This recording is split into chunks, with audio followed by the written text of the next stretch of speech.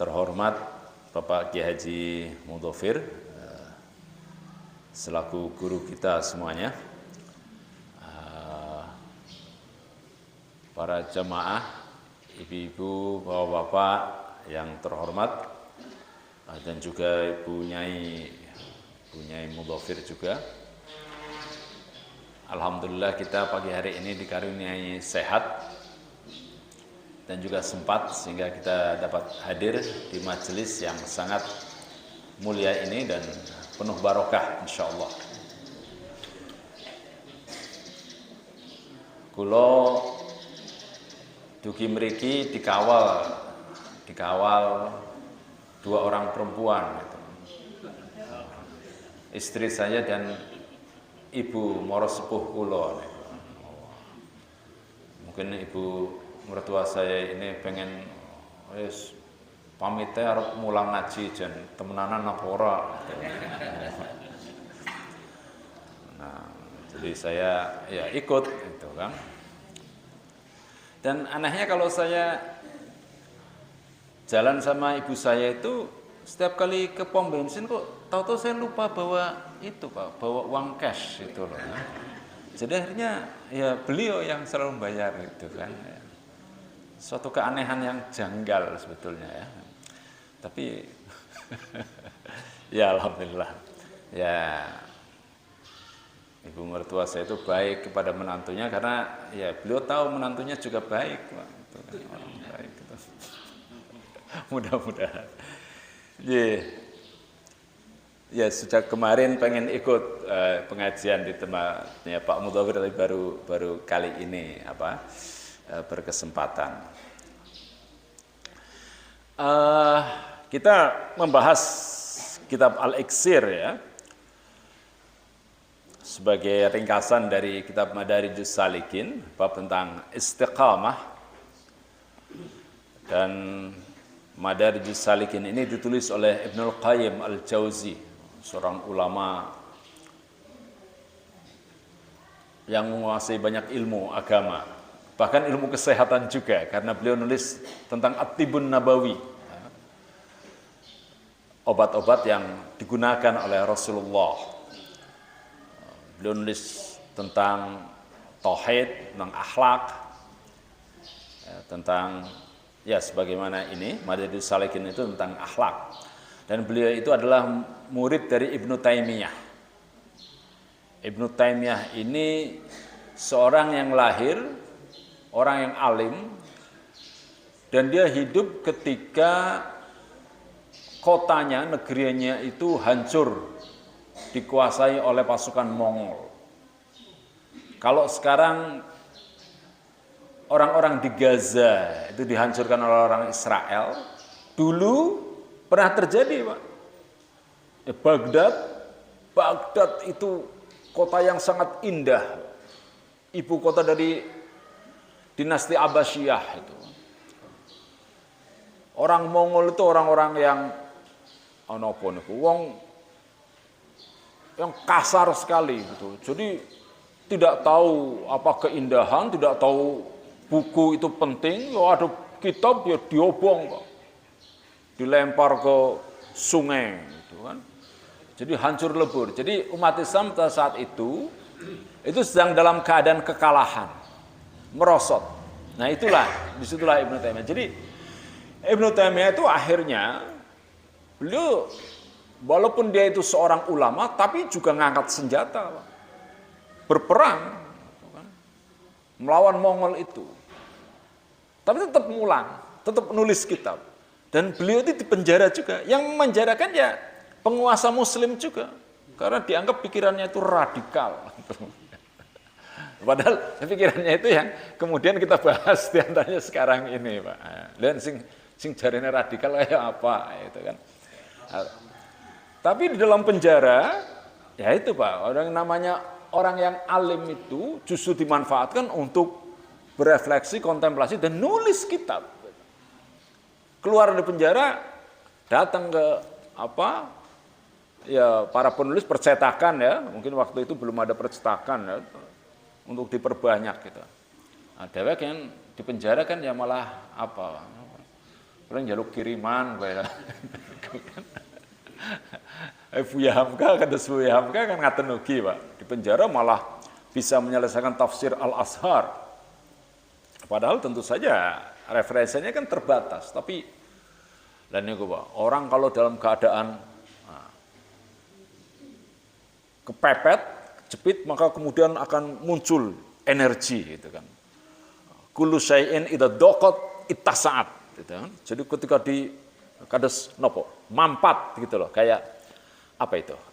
Bola itu, Pak. Kalau ditekan itu kan itu malah akan jadi sebetulnya begitu ya. Umat Islam itu harus ditekan nih harusnya ini kan. Biar bangkit gitu loh, Pak, gitu. Tapi ditekan-tekan dengan digepengnya orang bangkit-bangkit. Nah, ini penting ya. Jadi ya seperti Ibnu Taimiyah itu justru kreatif, ya, produktif, kitabnya banyak dan sangat polemis, napa niku. Nadanya itu selalu polemik, menjawab, mendebat pendapat orang lain. Nah, ini bab tentang istiqomah. Di antara ulama-ulama yang kita kenal, Ibnu Qayyim, kemudian juga Ibnu Taimiyah, ada juga penulis kitab Bulughul Maram, ya, Ibnu Hajar Al-Asqalani. Nah, ini mungkin terkait dengan istiqomah itu. Namanya Ibnu Hajar Al-Asqalani. Asqalan itu nama sebuah tempat, kota kecil di perbatasan antara Iran dan Turki itu, di daerah Kurdi sekarang ini, Pak.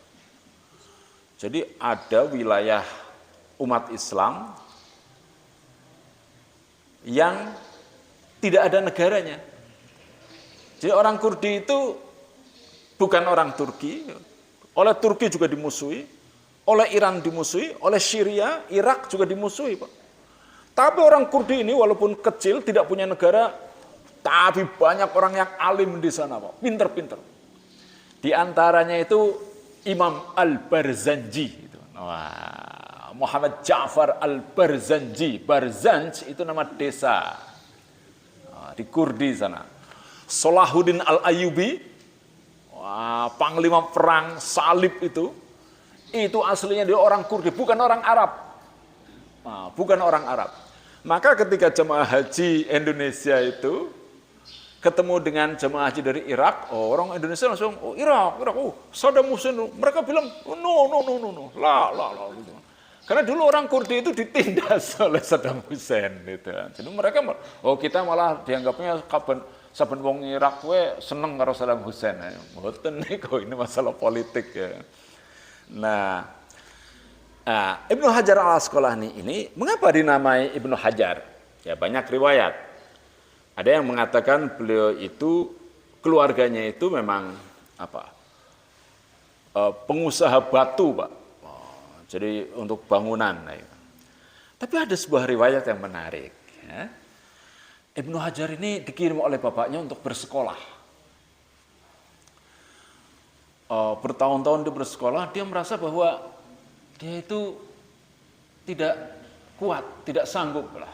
Teman-temannya banyak yang lebih pinter. Akhirnya dia memutuskan untuk pulang. Pulang, Pak. Dia udah pamitan sama gurunya, sama teman-temannya itu kan. Udah saya mau bisnis batu saja lah, seperti keluarga saya gitu kan. Bapak mau kan ngirim ke sini untuk jadi ulama. Lah, mboten kiat utek kula ngoten.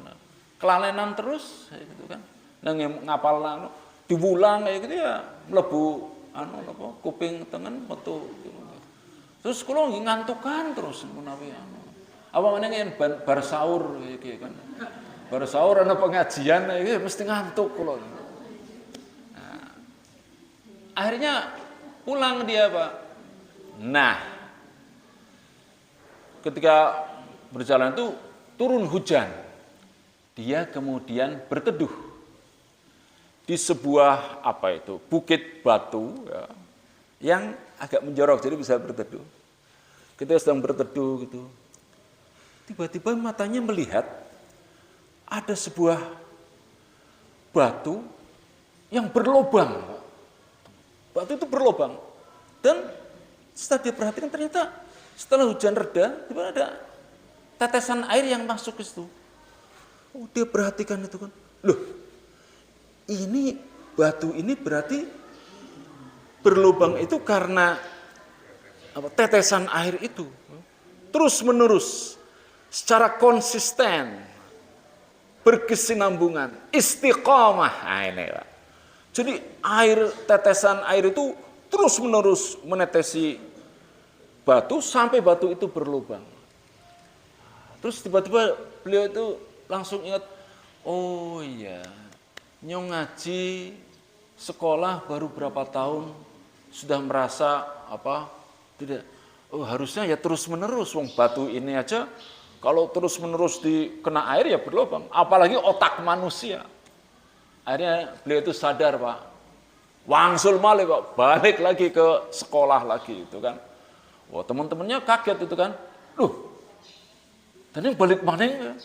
Oh ya, cerita dia itu, iya nyongki diajari oleh sebongkah batu berlubang itu.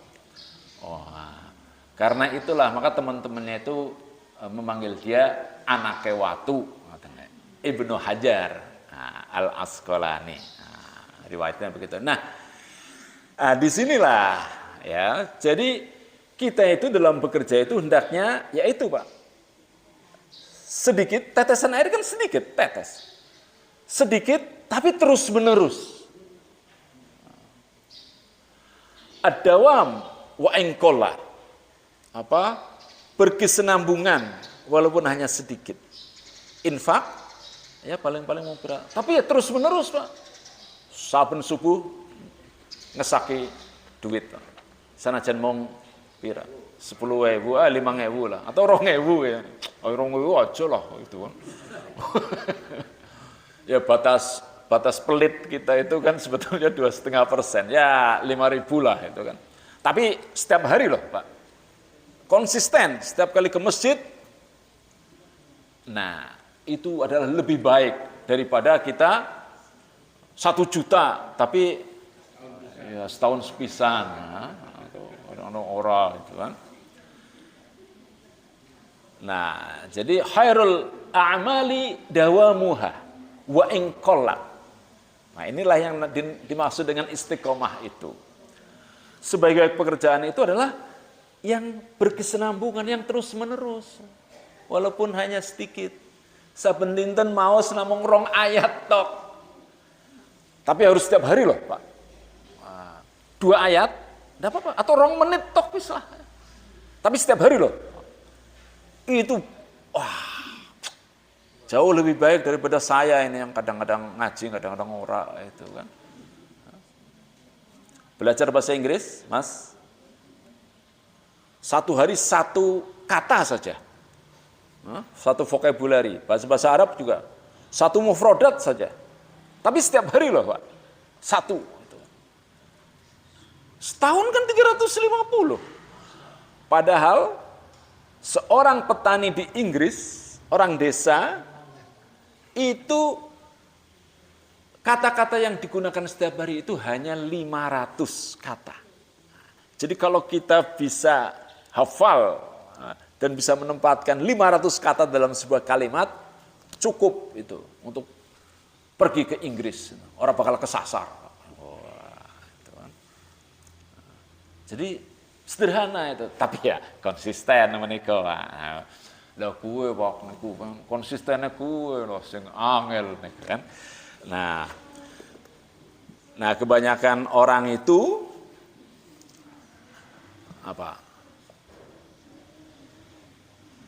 itu pengen baru berbuat sedikit itu kemudian mendapatkan sesuatu yang besar. Ya. Maka kata para ulama itu, kun sahibal istiqamah. Itu kan? La tolibal karomah. Jadilah kamu ini orang yang selalu bekerja itu berkesinambungan terus menerus. Dan jangan bekerja itu karena untuk mendapatkan kemuliaan. untuk mendapatkan imbalan yang besar. Fa inna nafsaka mutaharrikatun fi talabil karamah. Karena sesungguhnya hasratmu itu memang, hasrat kita itu ya pengen, Pak. Dagang itu pengen cepat sugih kan. Wah. Orang sugih kapan jadi anggota DPR itu kan. Udah diumumkan ya tadi malam, kemarin malam Pak ya. Ada partai kecil kok ujuk-ujuk cepat sekali Pak. Untung bangsanya Pak Rois, kancang-kancangnya teriak-teriak gitu kan. Bagaimana mungkin itu partai itu bisa? Akhirnya mandek Pak. Diomei akhirnya mandek gitu kan. Kalau nggak diomei Pak, udah masuk parlemen itu Pak. Dan ketuanya itu Pak, baru daftar 2 hari langsung jadi ketua umum Pak. Anaknya Sapan Desit makanya. Gitu kan. Pak Mudhofir ini ikut di Muhammadiyah itu sejak pemuda, Pak. Ikut Pak Sahlan Damanhuri, Pak Jarod, Pak Yusuf Subagiono itu. Paling mentok ketua PDM. Itu ketua PDM. Untuk jadi PPO jauh itu kan. Saya kayak gini, Pak. Dari PCM, Pemuda Muhammadiyah, tahu diomai, tahu macam-macam lah. Ya paling di wilayah lah itu. Ini ada anak ya umurnya lebih viral kayak gitu. Daftar masuk partai, nemberong dina langsung jadi ketua umum gitu. Anak sing kenal loh. Ren sange bapake Pak nggih. Ini aku Pak, nyong ya pengen lah, jadi ketua partai kan bisa ngatur macam-macam Pak.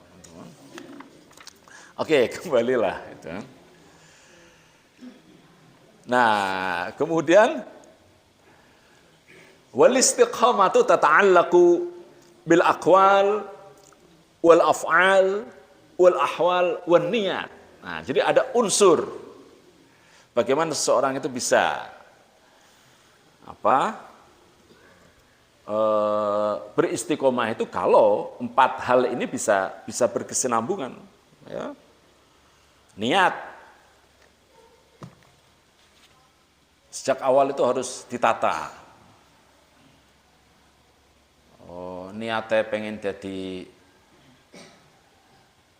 dokter, masuknya fakultas pertanian. Waduh, ini gimana? Dokter Fahri ya, dokter wereng gitu. Walaupun donga saben dina malaikatnya bingung niku Pak. Waduh, ki merubah, emang sirekap bisa dirubah itu kan. Lah priben ki ya itu. Malaikatnya pengen nolong, cuman loh, ya masuknya fakultas kedokteran loh. Ya ini jadi tidak istiqomah itu Pak. Nah, jadi dari awal ya, dari niat. Kemudian bil aqwal. Terus al-af'al. Antara perkataan dan perbuatan itu harus sinkron. Itu loh. Harus sinkron, Pak. Itu kan. Yang ngarep nang Jakarta, jebulane ngetan Surabaya. Wah, ini gimana? Ngomongnya emang ora nyong ora pengen dadi anaknya nyong durung waktune kae dadi calon wakil presiden. Ujug-ujug ngandani kae pamane kono ku so ben. Waduh, gimana itu? Tidak ada integritas. Integritas itu namanya kesesuaian antara perkataan dan perbuatan. Jadi setelah niat, kemudian akwal, perkataan, kemudian af'al, perbuatan. Jadi kalau kita mau milih pemimpin itu adalah yang berkesesuaian antara perkataan dan perbuatan. Itulah yang disebut dengan integritas, kejujuran. Kita zaman sekarang ini milih pemimpin pamane yang punya karisma itu sudah jarang gitu kan. Karisma, kayak siapa yang dianggap punya karisma, kayak Gus Dur gitu kan, anaknya kiai gitu kan. Mungkin di lingkungannya, lingkungan Nahdlatul Ulama beliau tapi di lingkungan yang lain kan tidak gitu kan. Atau siapa, Imam Khomeini atau Kanjeng Nabi itu kan karisma ya, penuh ya mendapat dukungan dari langit kayak gitu loh Pak. Zaman saya kan angel Pak, orang nana lah kayak gitu kan, sudah banyak orang nggak percaya kayak gitu kan. Maka ya zaman modern itu ya kita melihatnya kesesuaian seseorang pemimpin itu antara perkataan dan perbuatan. Di samping itu juga al-ahwal, keadaan. Nah, ini penting juga Pak ya. Setelah kita menetapkan niat, kemudian pembicaraan kita juga sudah sesuai ya, dengan rencana kita, kemudian tindakan kita juga sudah pas, tapi kemudian situasinya bagaimana? Anak-anak di Gaza banyak juga Pak yang pengen sekolah, pengen pinter, tapi kemudian terjadi perang. Akhirnya kan nggak jadi, ya kan? Ya banyak sekali hal-hal yang seperti itu. Tapi tidak masalah Pak, itu kan. Kita udah niat mau datang ke pengajian, ternyata anak sakit, gitu kan. Harus kita bawa ke dokter, ke rumah sakit. Akhirnya nggak ke pengajian, ya bisa saja, itu kan. Ya, jadi ya beruntunglah mereka-mereka yang senantiasa bisa selalu beristiqamah. Gitu. Nah, jadi umpamanya kita lihat ya orang siapa itu ya? Kalau senang bal-balan, dari contohnya bal-balan ya, itu yang dulu ada itu David Beckham itu Pak. Itu kan pemain sepak bola itu. Lah niku Pak, anak drum dokon aduh niku Pak, jauh sekali Pak. Ini bola itu ada drum 3 itu Pak. Ini ada bola 3 juga, ditendang sekali, melebu Pak. Masuk lagi. Ada juga pemain basket itu kan, merem Pak, masuk gitu. Padahal dheweke melek, orang melebu-melebu itu. Nah, kenapa bisa seperti itu deh? Itu kan karena istiqomah dia, latihan terus itu kan. Nah, latihan terus. Ya, masa sih dari 100 kali lemparan itu enggak ada satupun yang masuk gitu. Jadi kita seringkali dalam hidup ini kan gampang menyerah itu. Lah, angel lah. Jadi anggota lah orang dadi. Jangan ini pelajari gitu Pak. Ki nang ndi sing suaranya paling akeh ya, desa apa gitu. Besok 5 tahun lagi maju lagi Pak. Itu. Kalah lagi ora apa-apa itu kan. Itu namanya konsisten itu loh Pak ya. Jadi guru juga begitu Pak. Guru gitu ya. Terus datang jam 7, sebelum jam 7 harus sudah datang. Harus konsisten itu Pak. Itu nanti murid-muridnya akan nitene gitu kan. Saya kira jam itu apa durung? Loh, kok ngerti? Nah, itu Pak Guru belum datang gitu. Jadi nggo titenan kowe Pak Guru wis teka apa durung kayak gitu kan. Ada seorang guru udah sepuh gitu. Pokoknya saben setengah itu mesti lewat dalan kiye. Nah itu nggak patokan wong-wong Pak. Yang Pak Guru liwat nembe tokonya dibuka. Berarti jam setengah itu. Nah suatu hari Pak Guru itu butuh ini Pak, butuh sikat gigi itu kan. Ketok-ketok. Pak niki engko durung buka.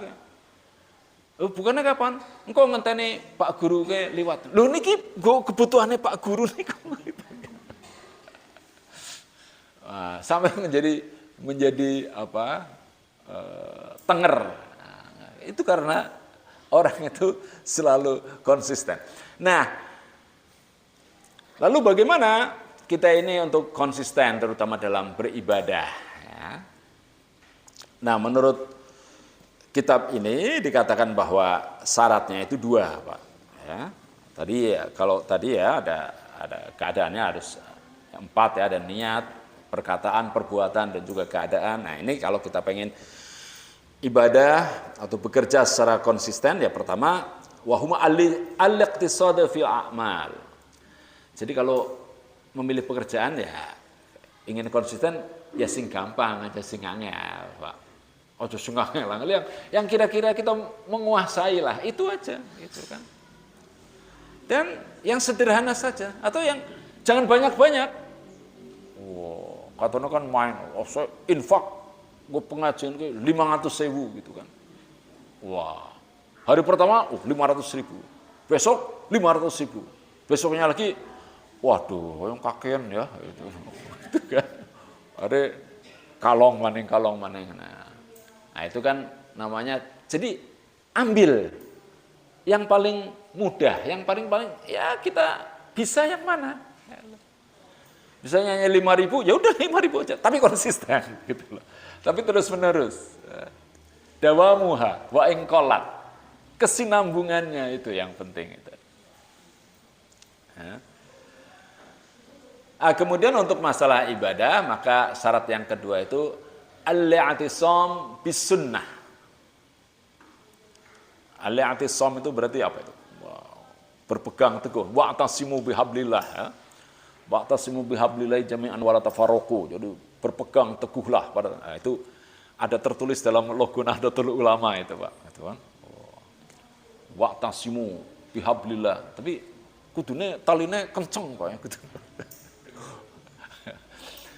Nah, berpeganglah kamu pada tali. Nah, ini kita dalam beribadah hendaknya berpegang kepada sunnah Rasulullah. Dan setelah itu ya kita laksanakan. Jadi dalam kita menjalankan sunnah pun, ya yang kira-kira kita mampu. Jangan yang angel gitu, Pak. Kanjeng Nabi setiap sholat malam, qiyamul lail, sholat tarawih itu bacaannya pokoknya panjang-panjang. Niku sae, Pak. Ya silakan kalau sholatnya sendirian ya. Tapi kalau jadi imam ya makmum kan umat biasa, Pak, itu kan. Ada santri. Nah, pas Ramadan ini kan libur, Pak. Wah, tahfidz, udah hafal sholat. Jadi imam, Pak. Wah, imam terawih kan. Wah, bapaknya yang Pak Kiai itu, wah seneng kan. Anaknya nyong jadi imam. Hari pertama, Pak, sing dibaca, Pak. Wah, Allah. Setengah surat Al-Baqarah itu. Waduh. Wong gempor kan. Jengkel niku kan. Ada jemaah yang ya takon mana. Pak Ustad, kalau wau serat ingkang diwaos napa? Al-Baqarah. Panjang sangat nih Pak Ustad. Niku artosipun napa Al-Baqarah niku? Sapi wadon. Lajeng mangke traweh ingkang salajengipun badhe maos serat napa? Al-Fil. Artosipun napa? Gajah gitu. Langsung wong pada bubar niku kok. Lung Al-Baqarah wis semono dawane apa maning gajah niku. Padahal surat Al-Fil niku kan namung alam taro kaifa fa'ala rabbuka bi ashabil fil. Paling cuman 3 ayat itu kan. Tapi wong kan sudah paranoid kan, Pak kan. Wah. Ada juga surat An-Naml ya, sama di Jakarta ada gang kancil, Pak. Gede, Pak. Barang orang anak gang gajah, loh, ini sempit banget. Orang pas gitu. Butuhnya gang gajah yo gede, Mas ya. Nah itu, jadi al-iqtisadu fil a'mal wal i'tisamu bis sunnah.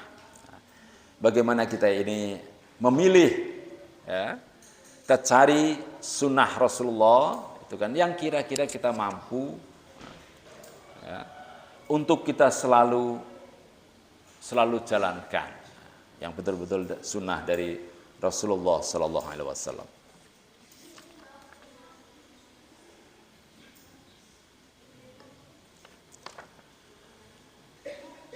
Nah, istiqomah ini juga Kanjeng Nabi di salah satu penjelasannya itu juga adalah upaya untuk selalu bertindak yang benar. As-sadad, ya, untuk bersikap lurus. Ada sebuah hadis, sadidu wa qaribu, bekerjalah, ya, secara benar, wa qaribu, dan berusahalah untuk mendekat kepada kebenaran itu. Wa alamu annahu la yanju ahadum minkum bi amalihi. Karena ingatlah, sungguhnya nanti di akhirat yang akan menyelamatkan seorang itu bukanlah amalnya. Para sahabat bertanya kepada Kanjeng Nabi, "Wala anta ya Rasulullah?" Termasuk panjenengan wahai Kanjeng Nabi? Ya, wala ana. Jadi Kanjeng Nabi niku dawuh, amal saya ini juga belum tentu menjadikan saya ini masuk ke dalam surga. Ila ayyataghammadiyanallah birahmatin minhu wa fadlin. Kecuali jika nanti Allah memberikan kasih sayangnya kepada saya. Jadi kita ini nanti akhirnya itu akan selamat di akhirat napa mboten niku tidak tergantung kepada perbuatan kita di dunia ini. Walaupun tetap perbuatan kita itu harus selalu baik dan istiqomah. Tapi semuanya itu, kita itu nanti itu akan mendapatkan jannatun na'im, napa mboten, niku tergantung kepada ulas kasihipun Gusti Allah. Nah, tapi tentu saja rahmat Allah ini tidak akan tertuju kepada orang-orang yang zalim, tentu saja. Tidak akan tertuju kepada orang-orang yang selalu berbuat aniaya, selalu melanggar aturan, zalim, selalu menempatkan sesuatu itu tidak pada tempatnya. Nembe rong dina langsung jadi ketua umum. Belum usianya, wah, jadi wakil presiden. Nah, itu kan menempatkan sesuatu yang bukan pada tempatnya, Pak. Nah, padahal Nabi Ibrahim piyambak niku nggih pengen, Pak, seperti saya ini ya pengen anak saya itu jadi pemimpin. Karena kita itu diwajibkan untuk berdoa, waj'alna lil muttaqina imama. Ya, Rabbana hab lana min azwajina wa dzurriyyatina qurrata a'yun. Ya Allah, jadikanlah istri atau suamiku ini serta anak-anakku itu qurrata a'yun, menyenangkan hati, gitu kan. Kebahagiaan hati. Kemudian dilanjutkan waj'alna lil muttaqina imama. Dan jadikan kami ini pemimpin bagi orang-orang yang bertakwa. Jadi orang bertakwa aja sudah luar biasa, apalagi ini imam bagi orang-orang yang bertakwa. Nah, tapi ketika Nabi Ibrahim itu berdoa, setelah oleh Allah itu dikaruniai bahwa beliau itu menjadi pemimpin bagi umat manusia, seluruh umat manusia, Nabi Ibrahim pengen kalau anak keturunannya juga menjadi pemimpin, menjadi nabi. Wa min dzurriyyati, termasuk anak keturunanku. Duh Gusti, napa jawabe Gusti Allah? La yanalu ahdiz zalimin. Ya, doamu saya kabulkan, tapi untuk anak keturunanmu yang istiqomah, yang selalu terus-menerus berbuat kebaikan dan tidak anak keturunanmu itu yang berbuat zalim. Ya, berbuat zalim diantaranya melanggar aturan. Baik aturannya Gusti Allah ataupun aturan manusia.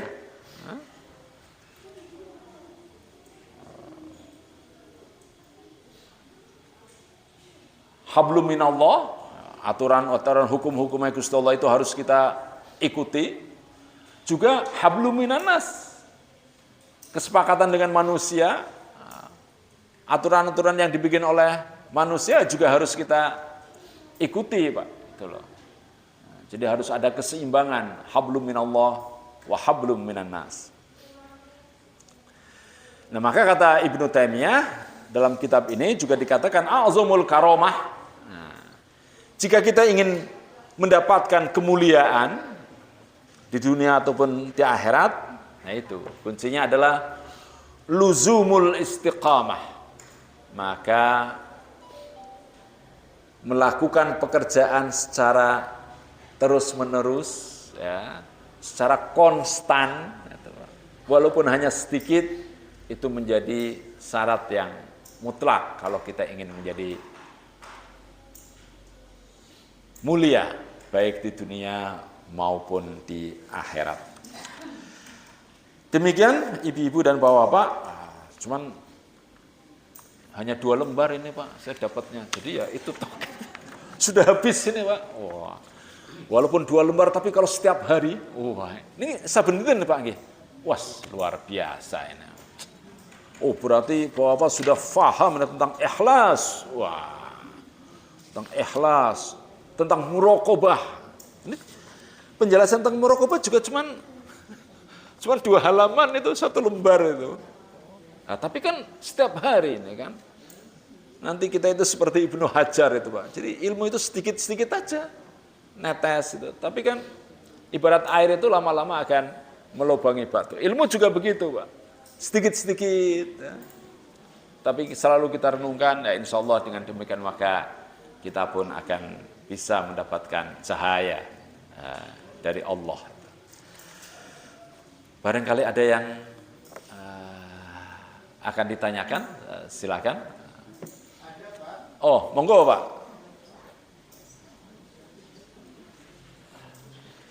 Ji. Assalamualaikum warahmatullahi wabarakatuh. Waalaikumsalam warahmatullahi wabarakatuh.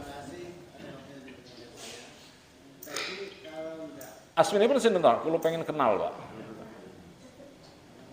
Nama. Saya diberi nama oleh orang tua Nurul Arifin. Nurul Arifin. Katanya pada waktu Tunut Arif. hamil itu rumahnya diperbaiki, baru digitukan kepada kakek saya namanya Arifin. Oh. Itu untuk teman sejarah dituturkan oleh ini Mas Arifin. Oh, ya. Maaf, alamatnya tunjuk kita sebagai nama. Oh, iya, terus. Maaf, tadi kalau nggak salah dengar di depan disinggung masalah sepak bola kalau nggak salah dengar. Dan mohon penjelasan bagaimana hukum sepak bola menurut kacamata agama.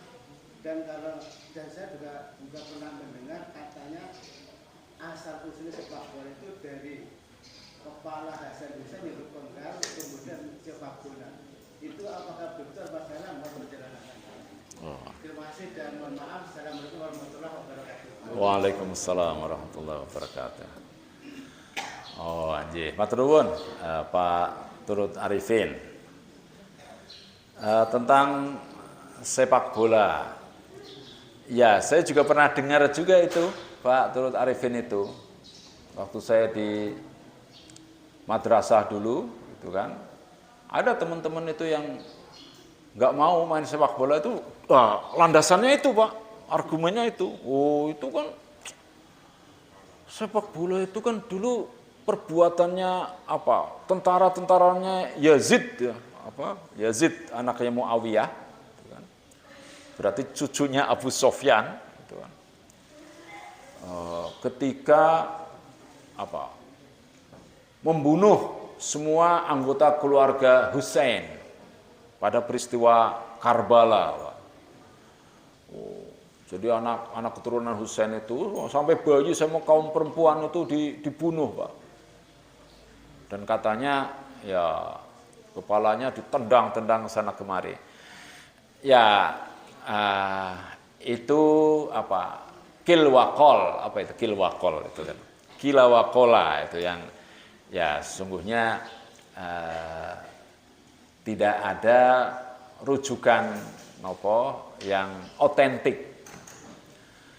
Nah, kalau sepak bola itu ya memang olahraga ya, dan jadi ini merupakan kegiatan muamalah. Jadi tidak termasuk ibadah, Pak. Ya. Jadi kalau kita merujuk pada kaidah fikih, maka ya, al aslu fil muamalah mubahun. Jadi asal usul hakikat muamalah itu, hukumnya itu boleh, Pak. Idza dalat dalil ala tahrimihi. Kecuali kalau ada dalil yang mengatakan itu haram. Numpak sepeda ontel, niku muamalah, Pak. Halal-halal saja. Kecuali kalau ada hadis yang mengatakan, numpak pit ontel itu haram hukumnya. Wah, itu baru. Tapi kan nggak ada. Nah, termasuk sepak bola juga demikian, Pak. Itu kan olahraga itu kan.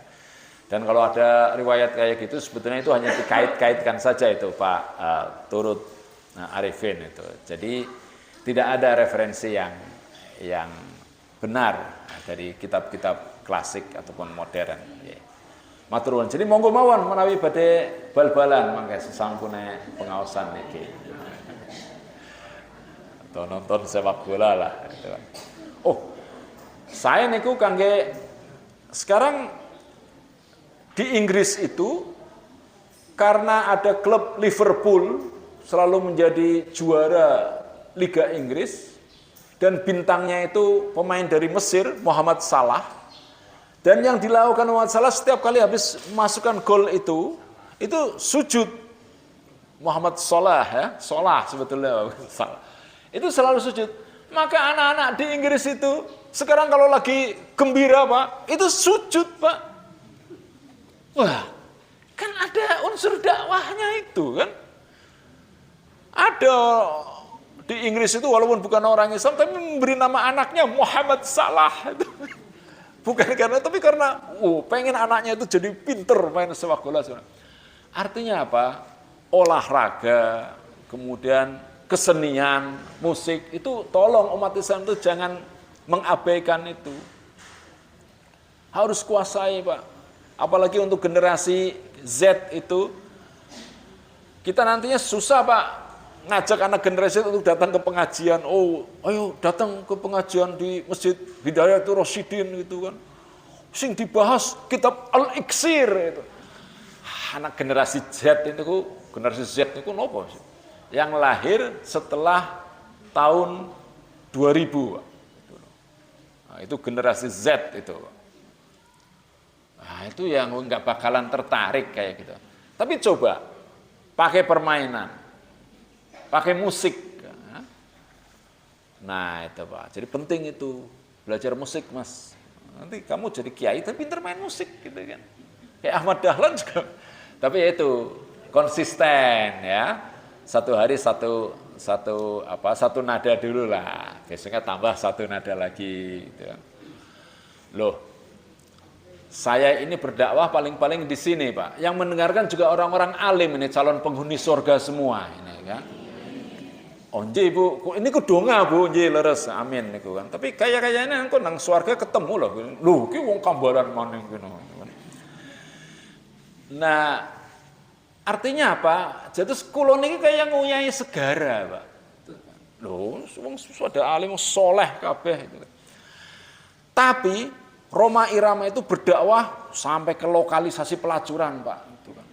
Dulu kan ada di Wonokrio itu, Pak. Di Kali Tengah itu kan ada ini kan, tempat itu kan. Ini juga. Hah? Kali Tengah dulu. Oh iya, Penggolo. Ya. Itu sana itu sering di setel musik dangdut, di antara lagunya Roma Irama itu, Pak. Apa? Kenapa yang asik-asik itu diharamkan? Oh, itu kan. Ada judi, wah itu kan. Coba saya ustadz gitu kan datang ke sana bilang, oh, ada orang lagi main judi, main domino, saya bilang, "Weh, Mas, haram itu." Kalau nggak pasti ada orang preman yang bilang, Pak Ustadz, jenengan teng masjid mawon, kayak gitu kan. Tapi Rhoma Irama coba, wah, judi, wah itu kan. Didengar oleh mereka, itu kan. Ada toko jual kaset, toko yang ngarepe gereja, terus ada lagu La ilaha illallah, tiada Tuhan selain Allah. Wah, itu kan dakwah. Coba saya berani nggak gitu depan gereja gitu kan. Wah, Tuhan tidak diperanakan gitu kan. Wah, saya dianggap radikal itu kan.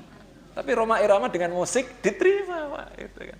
Nah, makanya ini penting. Nah, kemarin saya ikut pengajian di pimpinan pusat Muhammadiyah, pengajian Ramadan, temanya dakwah kultural itu. Lagi-lagi dakwah kultural, Pak. Artinya ya dakwah yang sesuai dengan nafas masyarakat ya. Masyarakat senangnya teknologi ya kita harus lewat teknologi. Masyarakat senangnya gadget ya kita harus berdakwah lewat ini, gadget itu kan. Musik pakai musik. Nah, ini nanti bapak-bapak yang punya anak, ini generasi Z atau generasi Alpha ini kan.